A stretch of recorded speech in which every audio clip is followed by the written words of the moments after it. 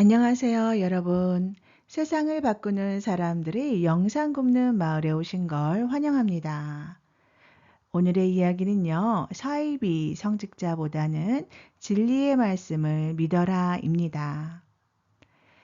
어, 우리 이 사회를 구성하는 여러 가지 조직들이 있어요.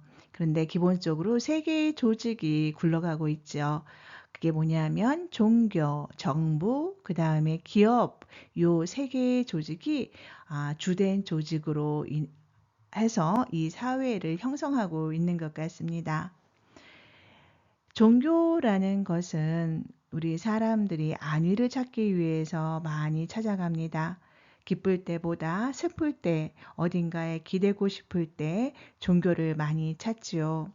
그러다가 보면 아, 무조건적으로 이렇게 맹신하는 경우도 많은 것 같습니다. 자신의 어떠한 힘듦 때문에 분별력이 약간 사라져 있는 경우엔 더욱더 그러고요. 진리라는 것은 뭔가가 공통된 거고 만고불변의 진리가 있을 수 있을 것도 같습니다.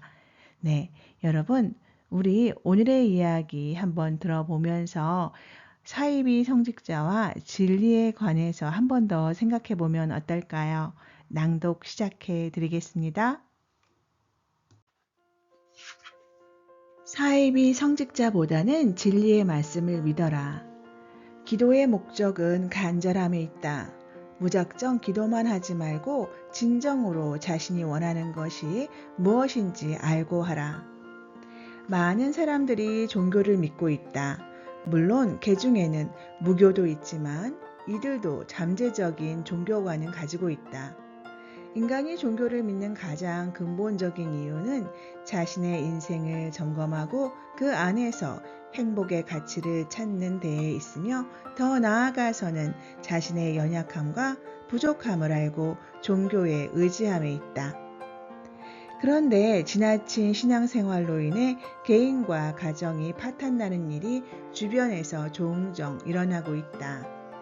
이처럼 바르지 못한 종교 생활은 개인의 삶을 파멸로 이끌 수도 있다. 그럼 어떻게 하는 것이 바른 신앙생활인지 알아보자.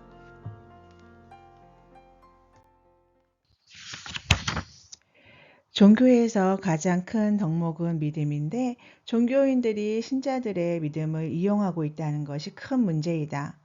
예를 들면 불교 신자는 진리의 말씀인 붓다의 가르침을 믿고 따라야 함에도 불구하고 오히려 수행이 덜 된 스님의 가르침을 믿고 따르는 신자들이 많다. 이런 스님들은 붓다의 말씀을 바르게 전하기는커녕 이를 핑계 삼아서 재물만 구하려고 애쓰거나 엉뚱한 일을 벌인다. 개신교도 마찬가지이다. 신자들은 성경에 담긴 진리의 말씀에 귀를 기울여야 하는데 목사의 말을 더 따른다. 그러다 보니 복음은 온데간데 없고 목사들은 오직 개인의 이익만을 탐한다. 신도들도 목사의 말이 마치 성경의 말씀인 것처럼 착각하는 것이다. 천주교도 마찬가지이다.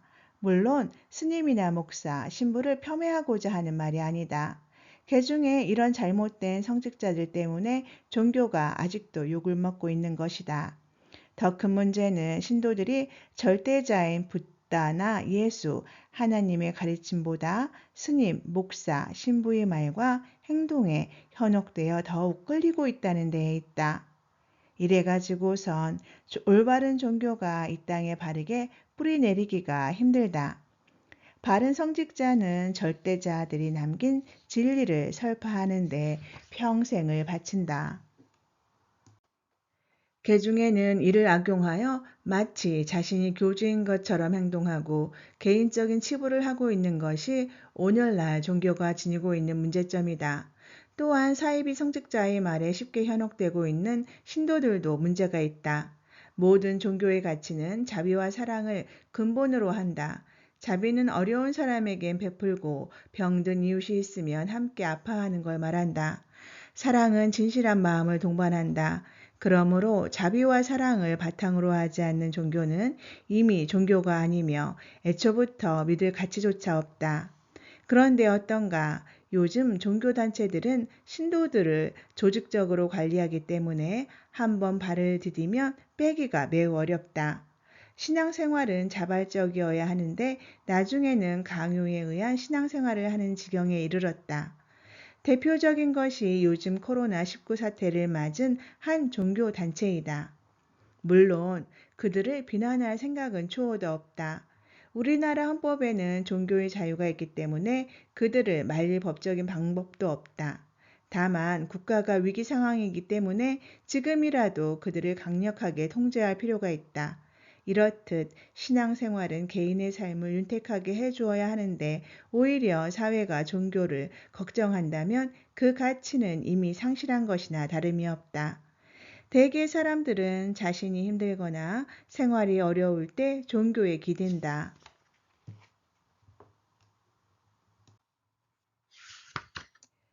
만약 근심 걱정이 없다면 종교를 가질 필요조차 느끼지 못할 것이다. 하지만 아무리 돈이 많고 명예가 있다고 해도 근심 걱정이 없는 사람은 없다. 이를 해소하고 마음의 안락을 얻기 위해 종교에 기대는 것이다.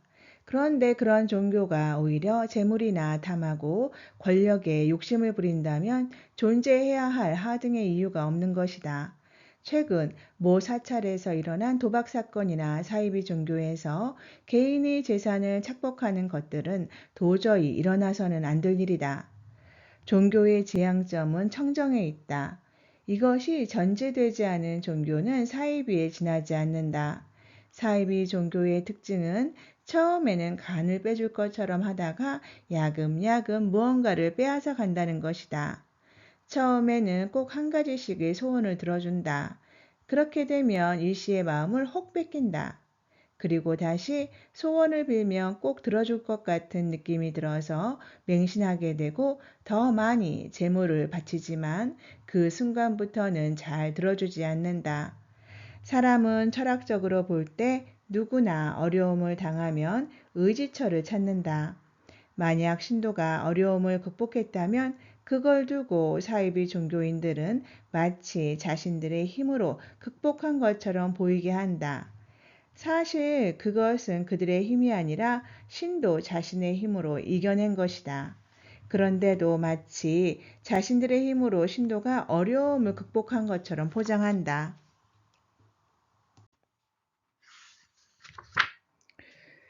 이것이 그들이 가지고 있는 특징이다. 그럼에도 불구하고 왜 많은 사람들이 사이비 종교에 자꾸 빠지는 것일까? 바로 자기 공부를 게을리하기 때문이다. 대개 사람들의 고민들은 건강, 재산, 명예, 자녀 문제 등이다. 그 중에서 가장 중요한 것은 건강이다. 건강을 잃으면 재산과 명예는 아무런 소용이 없다. 처음에는 몸에 병이 생기면 병원에 가서 고치려고 한다. 그런데 마음의 병이 생기면 약으로도 못 고친다. 그러다가 지인들의 소개로 영험한 무속인이나 목사, 신부, 스님 등 성직자들을 찾아가서 상담한다. 이것이 꼭 나쁘다는 것은 아니다. 여기에는 여러 가지 전제가 있는데 무조건 매달리지 말라는 뜻이다. 그들이 원하는 기도의 방법은 행하되 자신도 어려움을 이겨내기 위한 노력을 병행해야 한다. 무조건적인 맹신은 오히려 더 나쁜 결과를 초래할 수 있다. 예를 들면 스님들에게 집안의 어려움을 이야기하면 백일 기도나 천도제를 지내라고 한다. 물론 이게 꼭 나쁘다는 말은 아니다. 기도의 목적은 간절함에 있다. 무작정 기도만 하지 말고 진정으로 자신이 원하는 것이 무엇인지 알고 하라는 것이다. 그리고 그 소원을 이루었을 때는 스스로 공부를 해야 한다. 그렇지 못하면 이루었던 것도 얼마 못 간다. 또한 기도는 기일이 문제가 아니다. 자신이 어려움을 어떻게 극복할 것인가에 대한 노력이 더 중요하다. 그런 다짐도 없이 100일 기도, 1년 기도는 아무 소용이 없다. 무작정 하는 기도는 세월만 죽일 뿐 재산을 거덜내기가 쉽다.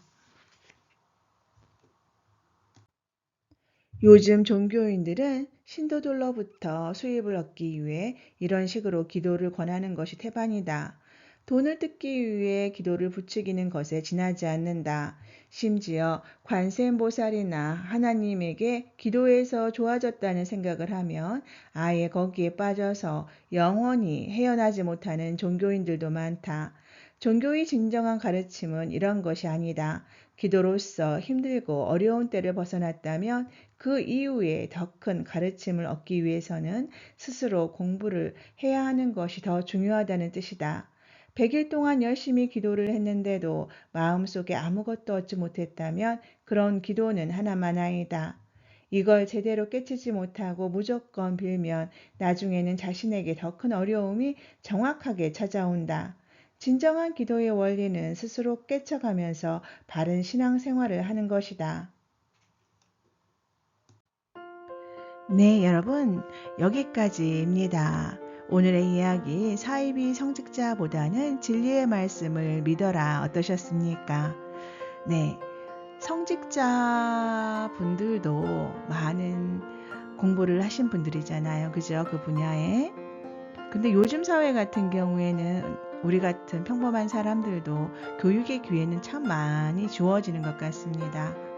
그래서 성직자 분들의 역할도 중요하겠지만 우리 같이 이렇게 교회를 다닌다거나 절을 다닌다거나 성당을 다니는 사람들의 어떠한 그러한 질적인 공부도 상당히 중요한 것 같습니다.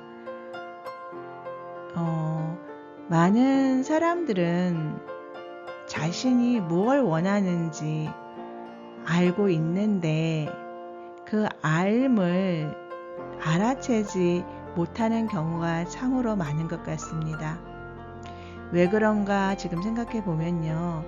그게 사회적인 관념, 그 다음에 상식, 남에 보이는 눈, 남에게 보이는 어떠한 나의 모습, 이러한 모든 거를 갖다가 먼저 생각을 하기 때문에 내 자신이 알고 있는 답이 있음에도 불구하고 알아챔이 있음에도 불구하고 생각으로 너무 많은 것이 오염이 되어 있는 것 같아요.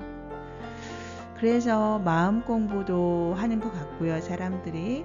그리고 우리가 왜 우리 자신을 알아채는 공부를 해야 하고 우리를 맑히는 공부를 해야 하는지에 대한 이유가 여기에 있는 것 같습니다.